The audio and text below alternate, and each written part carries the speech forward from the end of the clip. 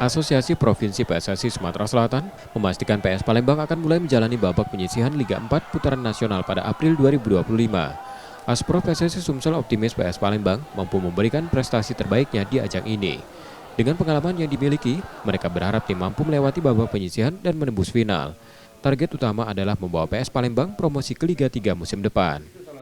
Kita berharap PS Palembang dengan pengalaman yang sudah ada dan pemain-pemain yang sudah ada, kita berharap ya paling tidak dia bisa melewati babak 16 besar dan bila perlu 8 besar dan masuk ke final. Hingga nanti di 8 tim yang akan lolos, termasuk kita berharap dari Asprov dan juga masyarakat Sumatera Selatan, salah satunya PS Palembang bisa masuk.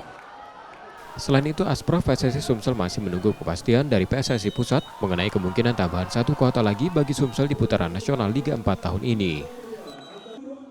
Nur Muhammad, Kompas TV, Palembang, Sumatera Selatan.